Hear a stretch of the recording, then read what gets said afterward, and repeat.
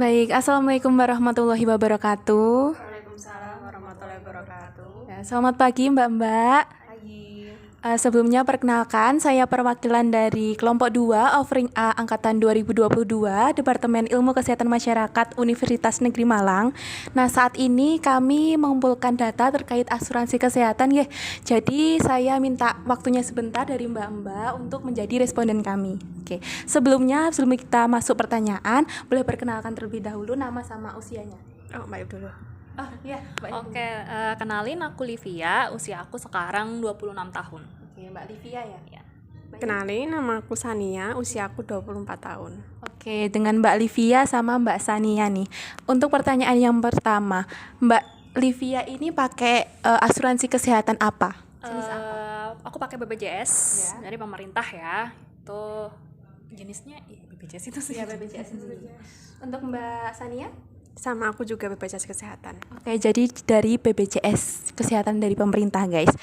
Untuk bayaran premi nih yang dibayarkan setiap bulan, untuk Mbak Livia sendiri berapa? Aku biasanya yang kelas 1 150. Oke, berarti kelas 1 guys, 150. Nah, untuk Mbak Sania?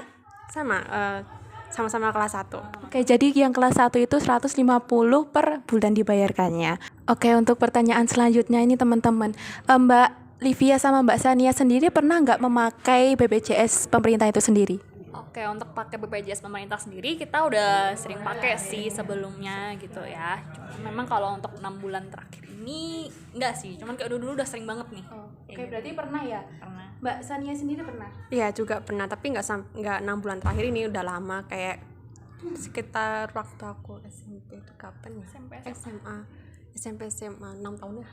6 tahun yang lalu lah. 6 tahun yang lalu, berarti udah lama sekali guys. Menggunakannya itu misal buat beli kacamata atau untuk rawat inap atau periksa ke puskesmas atau yang mana, Pak?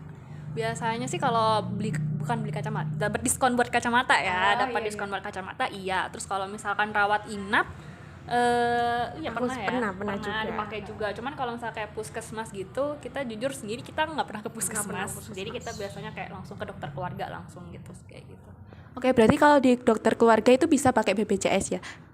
Ya ada dokter keluarga kita yang memang bisa pakai BPJS. Cuman biasanya kalau untuk yang dokter keluarga itu ya mungkin kayak pas kita emang butuh yang rujukan ke spesialis itu kita baru pakai untuk yang dokter keluarga itu. Kalau misalkan kayak cuman sakit-sakit biasa ya kita biasanya pakai umum gitu. Oke, berarti ini tergantung dari sakitnya dulu apa ya, Kak ya? Nah, boleh nggak sharing sedikit pengalamannya Mbak Sania sama Mbak Livia itu tentang pemakaian BPJS? Oke, kalau pengalaman aku pakai BPJS-nya itu waktu udah lama sih, nggak apa-apa ya, 6 tahun yang lalu itu waktu SMP SMA aku pernah jatuh sakit, terus aku rawat inap sekitar 2 minggu. Itu ditampung oleh BPJS. Jadi di kelas pertama tadi ya? Iya, kelas pertama. Kalau Mbak Livia? Kalau aku itu ini sih memang untuk kacamata ya, untuk kacamata itu biasanya mungkin ngerasa kayak udah kacamatanya kayak kok kayaknya nambah nih atau udah nggak enak nih kacamatanya, udah nih akhirnya ke dokter keluarga dulu minta rujukan untuk ke dokter spesialis mata. Nanti dari dokter spesialis mata kita minta untuk kayak resepnya, maksudnya kacamatanya ini minus berapa atau kayak gimana dari situ. Nah nanti kalau dari situ baru kita ke optik yang memang dia kerjasama sama BPJS nih gitu kan. Ntar kalau misalnya dia emang kerjasama sama BPJS, biasanya ada kayak opsi-opsi gitu ya. Memang kalau yang bener-bener ditanggung BPJS tuh ada yang kayak potongan gitu, karena kan kadang memang mungkin ada kayak bagian kacamata yang mungkin tebel atau kayak lensanya kayak gimana dan lain sebagainya, jenis lensa gitu kan, terus kayak jenis frame-nya yang mungkin harganya di luar dari si budgetnya BPJS, jadi otomatis ya anggaplah BPJS itu sebagai pendiskon doang kayak gitu. Oke, berarti kalau misal di kegiatan-kegiatan tertentu atau kebutuhan tertentu itu tergantung dari mitra BPJS-nya itu sendiri ya, Kak. Kalau misal nggak mitra BPJS, di optiknya itu nggak mitra BPJS, berarti nggak bisa pakai BPJS. Iya, Oke.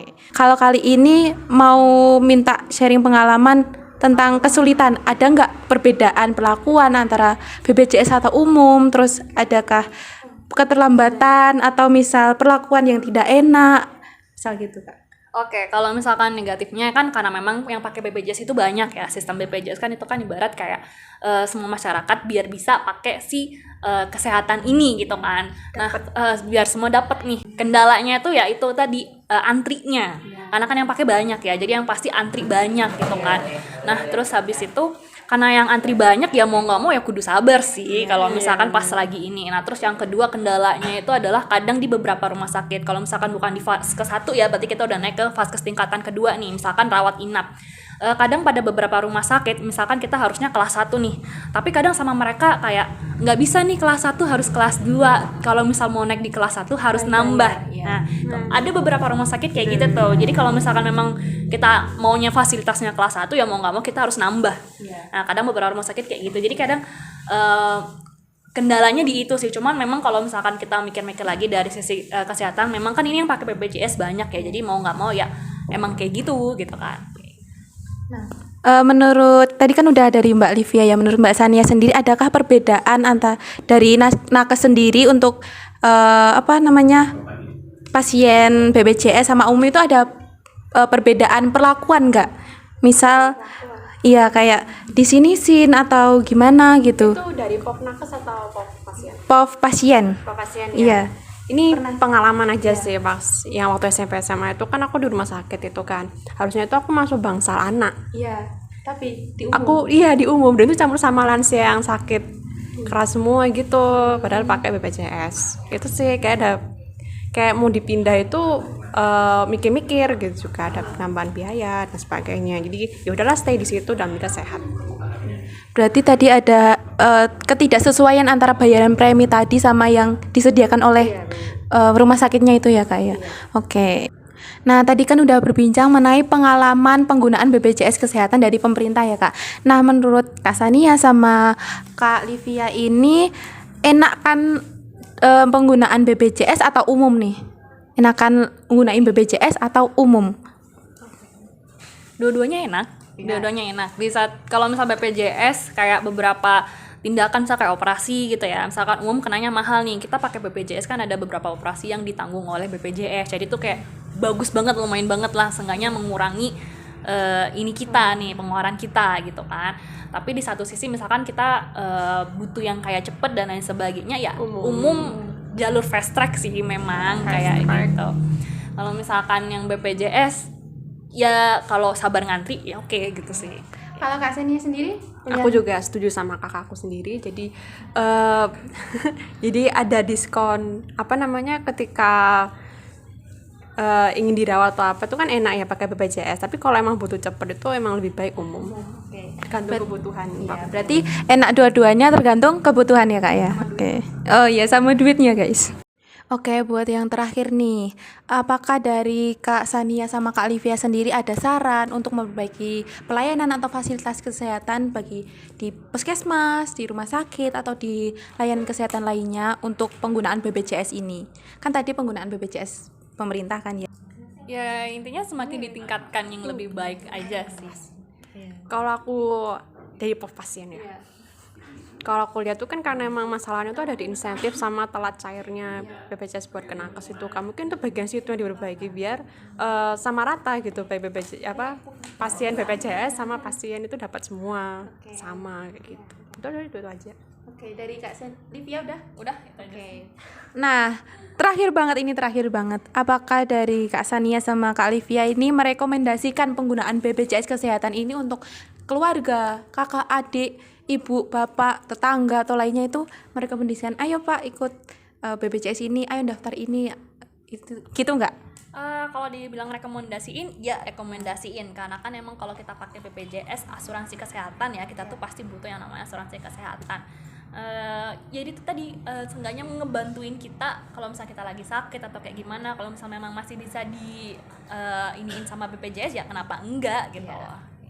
Berarti kalau Kak Sania merekomendasikan juga? Iya, rekomendasinya juga untuk pakai BPJS karena kan kita nggak pernah tahu ya masa depan tuh kena apa. Jadi ada kayak invest buat kesehatan kita, buat maksudnya apa ya, jaminan buat kita kayak gitu. Ada diskon juga kan lumayan. Oke guys, jadi jangan lupa daftar BPJS Kesehatan dari pemerintah. Yeay. Oke, terima kasih Kak Sania dan Kak Livia atas waktunya. Terima kasih juga atas pendapatnya dan kesediaannya untuk menjadi responden kami. Terima kasih. Wassalamualaikum warahmatullahi wabarakatuh. Dadah. Assalamualaikum warahmatullahi wabarakatuh. Saya dari kelompok 2 offering A angkatan 2022 akan menanyakan tentang ekonomi kesehatan asuransi. Oke, jadi dengan Bapak siapa? Bapak Priyo Junaidi, Oke, Junaidi. Orang Malang asli, Pak? asli Malang. Asli Malang. Kalau boleh tahu Bapaknya ini menggunakan asuransi apa, Pak? Asuransi Mandiri BPJS. BPJS. Nah, kalau boleh tahu setiap bulannya bayar berapa, Pak, jenengan? Saya bayar setiap bulannya itu yang nomor 2 ya, Mas, itu 100.000. 100.000, Pak. Nah, menurut Pak Priyo ini pengalaman yang pernah dirasakan waktu menggunakan asuransi BPJS ini apa, Pak? Pengalaman yang saya gunakan BPJS itu satu kali, tetapi waktu itu mata saya ini kena gerindra ya, kena gramnya itu. Terus awal corona yang kemarin itu saya ke rumah sakit menggunakan BPJS karena 1 bulan itu saya belum bayar, akhirnya saya dirujuk dulu ke Puskesmas. Nah, setelah saya bayar untuk pelunasan yang untuk bulan itu, ada kesalahan sistem di BPJS tersebut, maka tidak bisa saya menggunakan. Intinya karena rasa sakit yang saya derita selama 2 hari, akhirnya saya pakai umum gitu. Ya, mudah-mudahan pemerintah bisa memperbaiki sistem supaya pelayanan yang sifatnya urgent itu bisa terkondisikan gitu. Jadi bisa tercover semua, bisa lancar untuk semuanya, karena sangat penting penggunaan BPJS ini. Jadi sekian, gitu aja, Pak. Siap. Terima kasih Bapak Priyo. Sama-sama. Oke, guys, see you. Assalamualaikum warahmatullahi wabarakatuh. Di sini saya Livian Aksan Fakurozi akan mewawancarai tetangga saya yang mempunyai asuransi kesehatan swasta. Oke, Mas, bisa diperkenalkan namanya siapa? Perkenalkan, nama saya Muhammad Tani Firdaus, biasa dipanggil Muhammad. Saya asal dari Malang atau dari Singosari. Oke, Masnya di sini mempunyai kartu asuransi kesehatan swasta apa ya, Mas ya? Kalau ini kartu asuransi kesehatan swasta dari orang tua saya, karena orang tua saya bekerja di PLN, yaitu kartu PLN Sehat. Oke. Kalau boleh tahu, Mas ya, itu biaya primernya per bulannya itu kena berapa ya, Mas ya? Kalau soal biaya, ini tidak ada biaya karena langsung ditanggung oleh PLN sendiri untuk pegawainya. Oh, begitu. Ya. Mungkin Mas Hanif ini pernah nggak dulu menggunakan kartu asuransi kesehatan swasta ini? Dulu pernah saya buat untuk opname saat sakit. Oh, gitu. Iya. Mungkin bisa diceritakan, Mas, dulu menggunakan kartu asuransi kesehatan swasta ini pelayanannya itu kayak gimana, dapat fasilitasnya itu kayak gimana, bisa ceritakan? Ya, dengan kartu PLN Sehat ini kita bisa berobat di rumah sakit mana saja yang di sana saya mendapatkan kamar yang bisa dibilang VIP karena hanya ada 1 kamar untuk 1 orang seperti itu. Dan menurut saya pelayanan dari PLN Sehat ini sangat membantu ya, karena tidak membuat biaya berobat itu banyak keluar seperti itu. Dari jawaban tadi tersebut, apakah mungkin masih ada kayak kekurangannya gitu menggunakan kartu asuransi swasta ini? Menurut saya tidak ada ya, saya sangat terbantu oleh kartu asuransi swasta ini ya. Soalnya setiap berobat ya selalu dibayarin soalnya ya. Ya gitu sih, jadi kayak kekurangannya mungkin nggak ada sih. Oke, terakhir nih, Mas, kalau saran-saran ke depannya itu untuk kartu asuransi swasta ini gimana ya, asuransi kesehatan swasta ini? Ya semoga bisa membuat kartu asuransi swasta ini bisa bermanfaat bagi orang yang ingin berlangganan di kartu ini. Tapi karena ini untuk pegawai, jadi semoga lah bisa bermanfaat untuk para pegawai PLN. Oke, terima kasih Mas ya untuk wawancaranya. Ya. Oke, terima kasih sudah nonton video ini. Assalamualaikum warahmatullahi wabarakatuh. Waalaikumsalam.